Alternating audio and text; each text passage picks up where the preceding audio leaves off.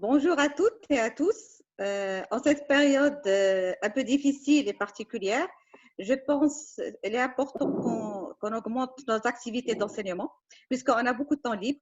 Vous savez tous que les activités des soins ont beaucoup diminué. Et donc, on va profiter de ce temps libre pour faire beaucoup de staff, des réunions scientifiques et rédiger des articles. Et donc, aujourd'hui, on va faire ce staff, si on peut l'appeler téléstaff ou staff virtuel, où on a choisi un thème qui intéresse tout le monde, et en particulier les rhumatologues, qui est les recommandations des sociétés savantes concernant les rhumatismes inflammatoires et le Covid-19. Et ce sera animé par Dr. Wali. Donc, je te donne la parole, Dr. Wali, pour commencer votre présentation. Très bien, merci madame. Donc, je vais enchaîner directement avec la présentation. Donc, je pense que tout le monde maintenant peut voir la présentation et donc je vais commencer. Donc, bonjour à tous. Je vais vous présenter aujourd'hui un staff thématique autour du Covid-19 et plus particulièrement un tour d'horizon des recommandations thérapeutiques des sociétés savantes en rhumatologie pour les rhumatismes chroniques. Donc, j'aborderai le plan suivant. Après un bref rappel en introduction et la précision de ma méthodologie, je vais passer en revue les recommandations des sociétés savantes internationales puis nationales et ensuite je ferai une synthèse de ces recommandations avant de conclure. Comme nous le savons tous, la fin de l'année 2019 a vu l'émergence d'un nouveau virus en Chine, le coronavirus 2 du syndrome respiratoire aigu sévère, appelé SARS-CoV-2, dont le génome n'a été séquencé que le 12 janvier 2020. Un mois plus tard, l'épidémie a été nommée Covid-19 et en mars 2020, l'état de pandémie a été décrété par l'OMS. En rhumatologie, nos patients présentent la particularité de souffrir de troubles de l'immunité qui sont à la fois dus à leur maladie et aussi aux divers traitements immunosuppresseurs au long cours, ce qui expose nos malades au risque de développer le Covid-19. Et cette pandémie est donc une source de préoccupation pour les rhumatologues. D'où l'intérêt de cette présentation qui a pour but de faire un tour d'horizon des recommandations des sociétés savantes en matière de prise en charge des patients rhumatisants. Nous avons donc parcouru les sites internet d'organisations et sociétés savantes nationales et internationales de rhumatologie jusqu'à la date du 12 avril 2020. Les critères de recherche visaient les recommandations principalement pour la conduite thérapeutique face à un patient suivi pour un rhumatisme inflammatoire chronique sous un ou plusieurs traitements. L'objectif était de montrer la conduite thérapeutique devant trois situations. La première situation devant un patient qui n'a pas de signe de Covid-19, donc que je vais abréger SCOV négatif au cours de ma présentation. Devant un cas suspect, donc que je vais abréger SCOV plus au cours de ma présentation. Et enfin, devant un cas confirmé que je vais nommer COV plus. Donc, je vais commencer par les sociétés savantes internationales, donc qui sont au nombre de deux, le LAR et la PRES, la Pediatric Rheumatology European Society. Donc, je vais commencer par le LAR. Le LAR a mis en place une page spéciale dédiée au Covid-19, accessible à partir de sa page d'accueil, dont je vous montre ici une capture d'écran en haut à droite de la présentation et où j'ai marqué avec une étoile rouge l'emplacement dédié à ces recommandations. Donc, je vais faire de même pour les autres sociétés savantes par la suite. Donc, concernant le LAR, il n'y avait pas encore, à la date du 12 avril, de recommandations destinées aux rhumatologues. En revanche, des recommandations à l'attention des patients rhumatisants ont été émises. Il leur est avant tout recommandé de maintenir les traitements usuels en l'absence d'infection et de suivre les recommandations des systèmes de santé nationaux de santé publique. Pour la Pediatric Rheumatology European Society, elle a émis une liste de 10 recommandations à l'attention des patients, des familles, des médecins, accessibles via également un lien de sa page d'accueil. Donc, concernant les recommandations thérapeutiques, la poursuite habituelle des traitements est conseillée en l'absence de signes de COVID. Elle a émis des recommandations particulières pour 3 traitements, pour les corticoïdes notamment, où elle préconise un ajustement des doses, pour le méthotrexate qui doit être suspendu en cas de fièvre ou de signes de COVID suspect, et pour la biothérapie qui doit être discutée au cas par cas en cas de signes suspects de COVID. Et bien sûr, elle renvoie également aux recommandations nationales respectives de chaque pays. Je passe maintenant aux recommandations des sociétés savantes nationales. J'ai compilé ici 13 sociétés savantes, dont 5 en Europe, le Royaume-Uni, l'Allemagne, l'Espagne, la France et l'Italie. 3 en Amérique, donc les États-Unis, le Canada et le Brésil, 2 en Afrique, donc l'Afrique du Sud et le Maroc, 2 en Asie, l'Inde et le Japon, et une en Océanie, l'Australie. Donc, par souci d'organisation, je vais les citer par ordre alphabétique. Donc, je vais commencer par la Société américaine de rhumatologie, donc l'ACR. Cette société a émis les recommandations pour 3 traitements en particulier. Premièrement, pour l'hydroxychloroquine, pour les anti-interleukines 1 et 6 et pour les antagonistes JAK et les inhibiteurs de C5. Pour ces 3 catégories de traitements, elle préconise de suspendre leur démarrage de nouveau, c'est-à-dire chez les nouveaux patients naïfs de ces traitements. Le cas particulier de l'hydroxychloroquine a fait émettre les recommandations suivantes. La priorité doit être donnée aux patients qui sont atteints de lupus et encore plus particulièrement pour les femmes enceintes et pour des personnes définies comme à risque. En cas de stock limité de cette molécule, l'ACR préconise une réduction des doses et une ordonnance de 30 jours maximum. Alors, en ce qui concerne les recommandations plus en général, en cas d'absence de signes de COVID, les patients qui sont déjà sous traitement doivent maintenir ces mêmes traitements. Et pour les nouveaux cas, donc pour la corticothérapie, elle peut être démarrée, mais préférer des doses inférieures à 10 mg par jour. Pour tous les autres conventionnels d'IMARD, ils peuvent être démarrés sans problème, cas particulier à part de l'hydroxychloroquine.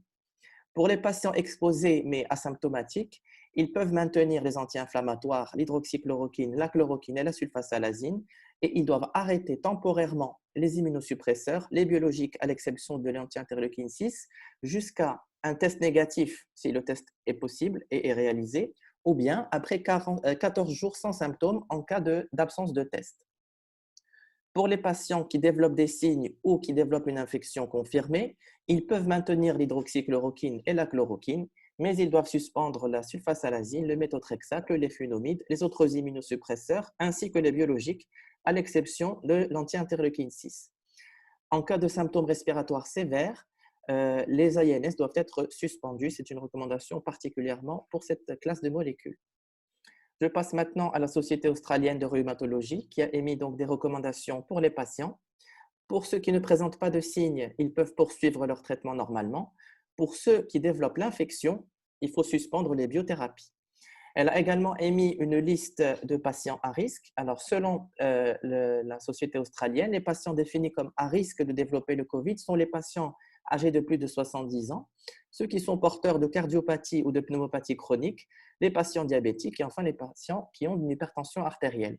Ils présentent un risque accru de développer l'infection et donc ils doivent bénéficier d'une surveillance particulière. En Angleterre, les recommandations ont été particulières dans le sens où elle a émis une classification des malades à risque infectieux par rapport à 2 critères. Premièrement, en fonction de la pathologie sous-jacente et deuxièmement, en fonction des traitements reçus. Donc, voici un tableau qui présente le risque de la population en fonction des pathologies. On remarque par exemple que la polyarthrite rhumatoïde est classée en tant que risque intermédiaire jusqu'à très élevé, selon si elle est associée à une pneumopathie infiltrante diffuse ou à une hypertension artérielle pulmonaire. Pour la spondylarthrite, son risque est classé comme intermédiaire à haut. Passons maintenant au tableau qui montre les risques en fonction des traitements reçus. On remarque par exemple que pour le cas des corticoïdes, le risque est différent selon si la molécule a une posologie particulière ou si elle est associée à d'autres immunosuppresseurs. Donc, si la posologie est plus de 5 mg par jour pendant plus que 4 semaines associée à un autre immunosuppresseur, le risque est très élevé. Si la dose est plus de 20 mg par jour pendant plus de 4 semaines seulement, c'est-à-dire non associée à d'autres immunosuppresseurs, le risque est également très élevé. Si elle est utilisée en monothérapie inférieure à cette dose-là, le risque est alors intermédiaire. Pour le méthotrexate, le léfunomide ou l'azatioprine encore par exemple, le risque est estimé comme élevé.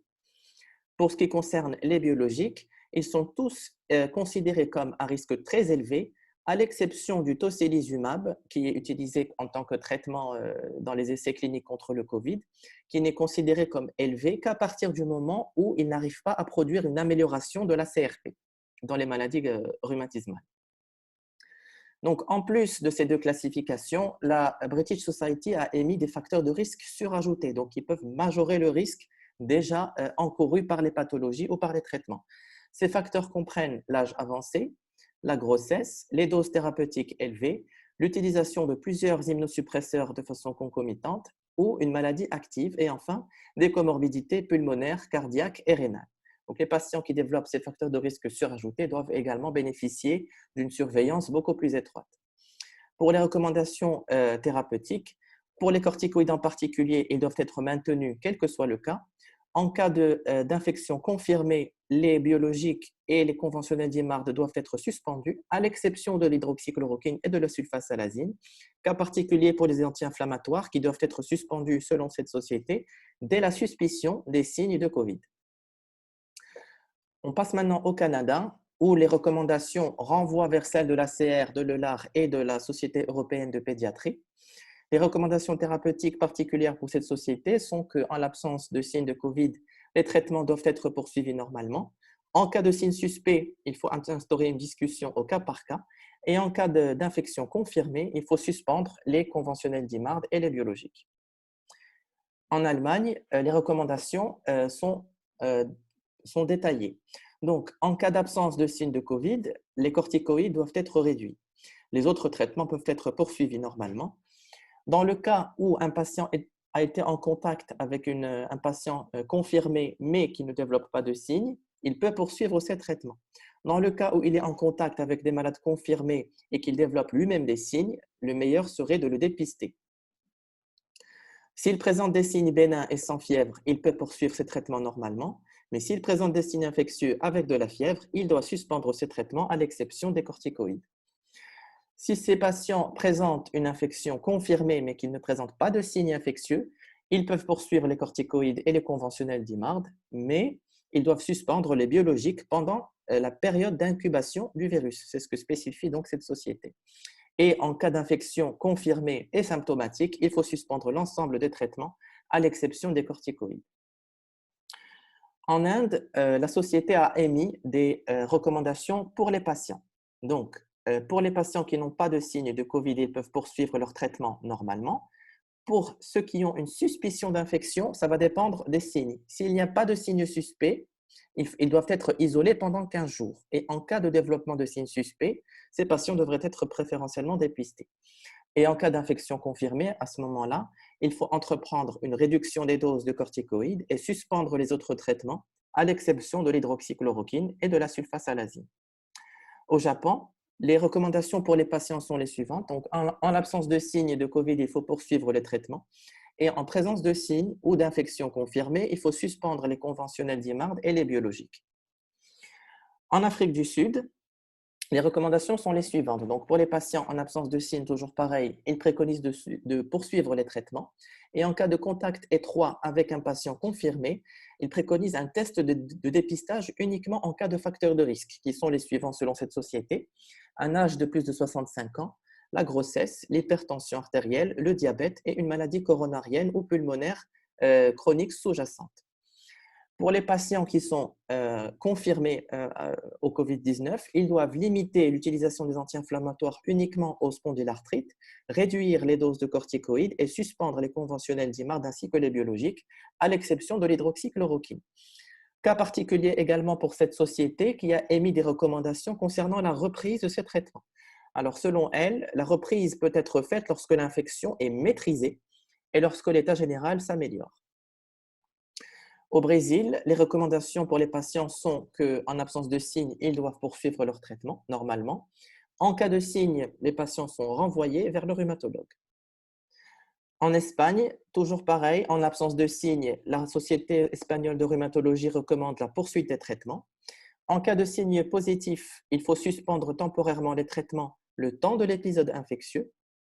Et un cas particulier pour cette société qui, selon elle, les patients sous immunosuppresseurs ou sous biothérapie ne sont pas considérés comme un groupe à risque de développer des formes plus graves de COVID-19, contrairement notamment à la Société anglaise de rhumatologie qui a émis des classifications en fonction des pathologies ou des traitements.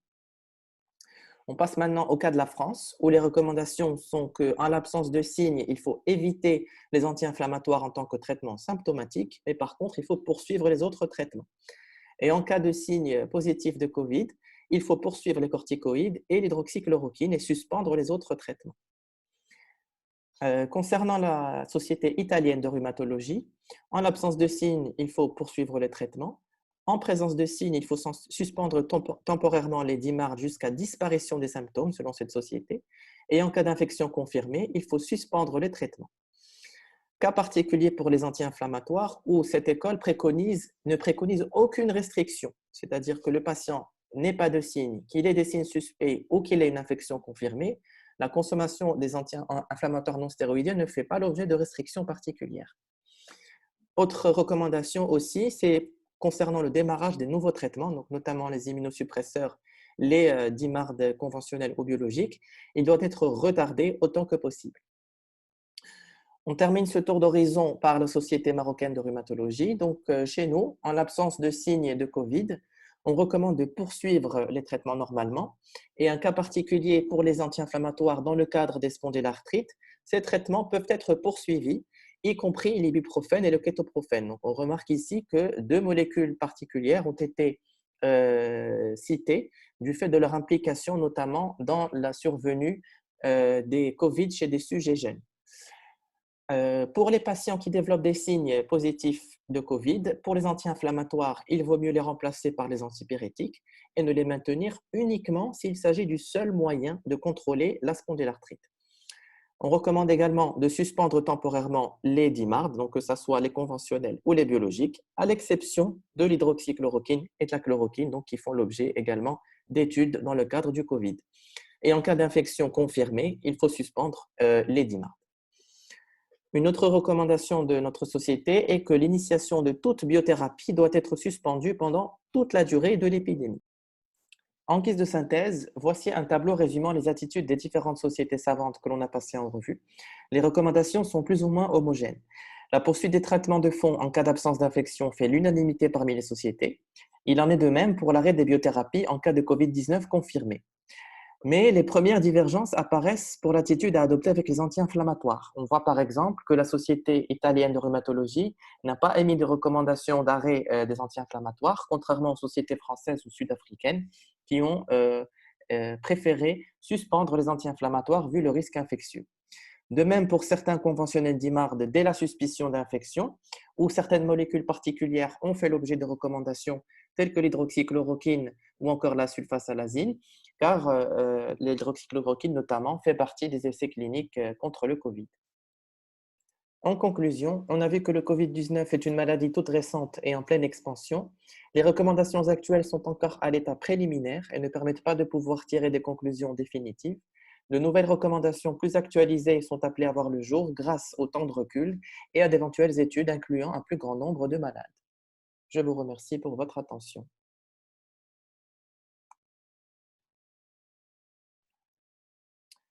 Donc, je reviens à notre réunion.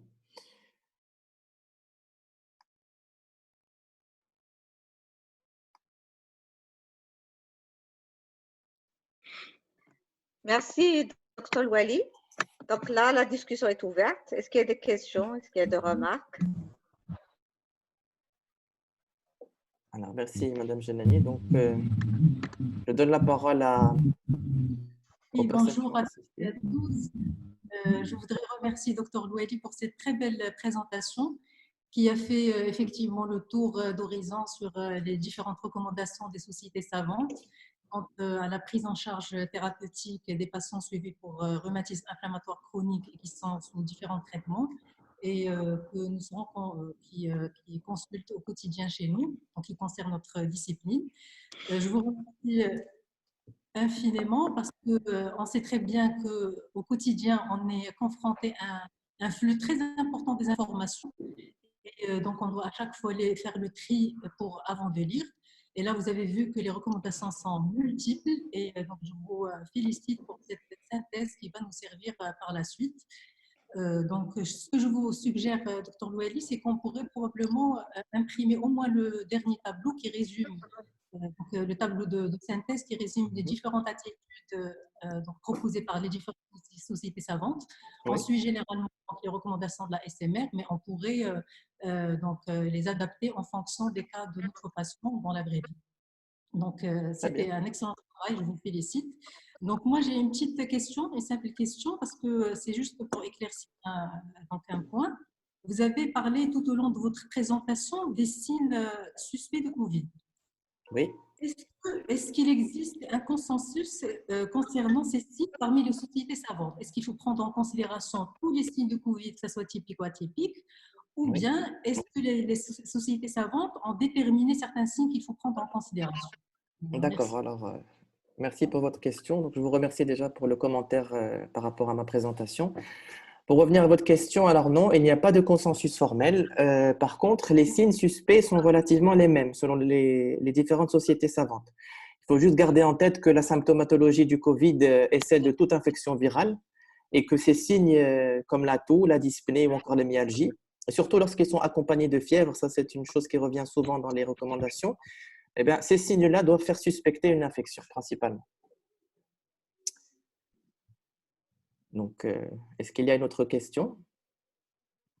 Bonjour tout le monde. Merci Bonjour. Zakaria pour la présentation très pertinente. Juste pour résumer, après les différentes recommandations, est-ce Oui. qu'on peut prescrire les ARS contraintes et est-ce qu'il y a une liste des médicaments à proscrire ou à privilégier? Oui.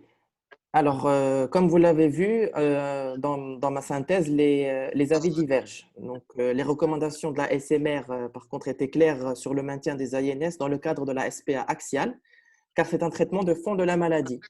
Mais par contre, en tant que traitement symptomatique, je pense qu'il vaudrait mieux les éviter et les remplacer par des antibiotiques, donc comme le préconise notre société, d'autant plus lorsque les symptômes suspects sont présents. Donc, il faut faire attention dans cette classe particulière de traitement. Merci. Donc, hormis la SMR, donc, qui a mentionné l'ibuprofène et le kétoprophène, comme je l'ai signalé dans ma présentation, il n'existe pas de liste spécifique de molécules à éviter ou à privilégier. Donc, toutes les classes d'INS, normalement, sont soumises aux mêmes recommandations. C'est ce que je voulais ajouter aussi. Est-ce qu'il y a une autre Docteur Louali, en fait, moi, j'ai une petite question, s'il te plaît. Je question? te remercie d'abord pour ta présentation. J'ai une petite question. Tu as parlé des recommandations de l'ACR Oui, concernant le traitement donc des lupiques par l'hydroxychloroquine. oui. Et ils ont parlé Ah, je crois qu'il y a un petit problème d'un technique. patient non de traitement. Donc, j'aimerais bien savoir le profil de. J'ai pas entendu la fin de la question.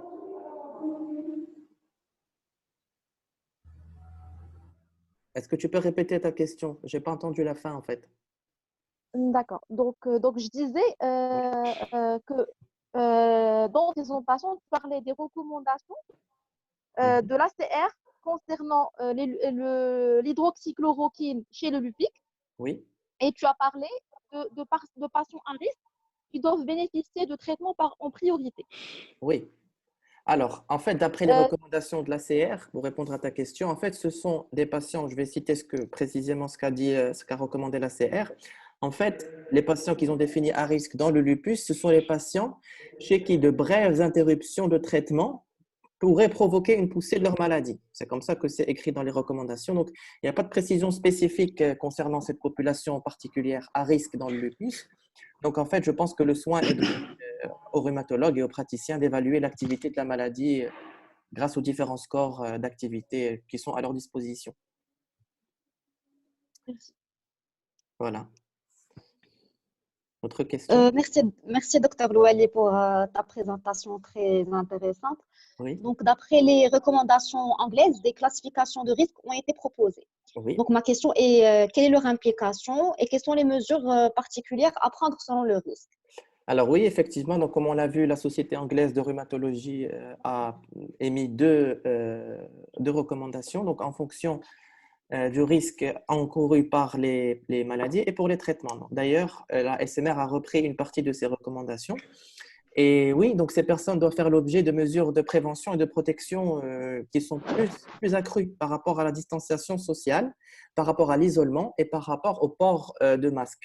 Et par rapport aux rhumatologues, ils doivent bénéficier d'un suivi plus particulier et plus rapproché. Donc, si la plupart des pathologies dégénératives notamment nécessitent un suivi qui est moins rapproché, les patients qui ont ce genre de pathologie ou ce genre de traitement doivent être pris en charge d'une manière plus spécifique. Merci. Oui, docteur Zacharias. Oui, oui, docteur Rousseau. Bien, je tiens d'abord à te féliciter pour ta présentation. J'ai une question un peu plus pratique. Oui, Alors, dis-moi, à travers ces recommandations en pratique, oui. si on prend par exemple le cas d'une malade qui a une PR en poussée et n'a eu au traitement, que peut-on lui proposer? D'accord. Alors, en fait, les différentes sociétés savantes étaient presque toutes d'accord qu'en cas d'absence de signes, on peut prescrire le traitement classique, donc sans aucune restriction particulière. Par contre, en cas de signes suspects, donc si cette patiente a des signes suspects, la situation est un peu plus délicate. Donc, selon les recommandations de la SMR, il faut privilégier les antalgiques et les corticoïdes à faible dose en tant que traitement symptomatique. Et comme traitement de fond, il faut privilégier les antipaludéens et la sulfasalazine. Donc, voilà pour les recommandations. Il faut distinguer selon si la patiente est symptomatique ou non et puis prendre une décision pour le traitement. Ok, merci. Voilà. Donc, est-ce qu'il y a d'autres questions? J'ai une petite question, si vous permettez. Oui. Alors, je te remercie d'abord, Dr Louali, pour tes grands efforts et pour ton travail très pertinent. Merci. J'ai une petite question concernant un traitement que tu as cité. Oui. Donc, tu as parlé des inhibiteurs T5 selon les recommandations de l'ACR. Est-ce que tu peux nous éclaircir par rapport à ce traitement? Alors oui, oui, l'ACR, comme je l'ai dit, elle a émis des recommandations concernant 3 molécules en particulier. Donc, elle a émis des recommandations particulières concernant l'hydroxychloroquine, concernant les anti-interleukine 6 et concernant les inhibiteurs JAK et de la C5, et inhibiteurs de C5. Alors, ce sont des molécules qui appartiennent à la classe des biothérapies, tout d'abord. Et en fait, leur mécanisme d'action, ils agissent par inhibition de la formation du complexe d'attaque membranaire, qui est connu dans la cascade du complément. Donc, c'est ça son mode d'action. Et les principales molécules de cette classe thérapeutique sont l'éculizumab et le ravulizumab. Donc, ils sont utilisés notamment en ce qui nous concerne en rhumatologie dans des indications précises. C'est dans les microangiopathies thrombotiques qu'on voit dans le lupus ou dans la sclérodermie notamment, ou encore dans le syndrome des antiphospholipides. Donc, c'est pour ça qu'ils ont également fait l'objet de recommandations particulières dans la CR. Voilà. Je te remercie. Donc, est-ce qu'il y a d'autres questions? Je pense qu'il n'y a pas d'autres questions, Dr Louali. Je te remercie. C'est une excellente présentation. Je vais juste essayer de faire un petit résumé de ce qu'on vient de dire. Donc, je tiens d'abord à vous dire que l'aspirine, on ne la considère pas, l'aspirine à faible dose, on ne la considère pas comme un anti-inflammatoire. Et donc, les malades sous aspirine, il faut leur conseiller de terminer ou de garder leur traitement. L'aspirine ne devient un traitement anti-inflammatoire qu'après au moins 1 gramme. Donc là, les malades sous aspirine à faible dose, il faut qu'ils gardent cette molécule. Pour les malades qu'on va mettre, les malades nouveaux, donc il ne faut pas hésiter, s'ils n'ont pas de signes, si on fait un examen complet, de démarrer un traitement de fond, de préférence pas une biothérapie, mais un traitement de démarche classique pour maîtriser leur inflammation. Il ne faut pas que nos malades souffrent parce qu'il y a seulement ce virus Covid. Pour les biothérapies, et d'abord, les malades sont déjà biothérapie, il faut les garder, il faut les maintenir.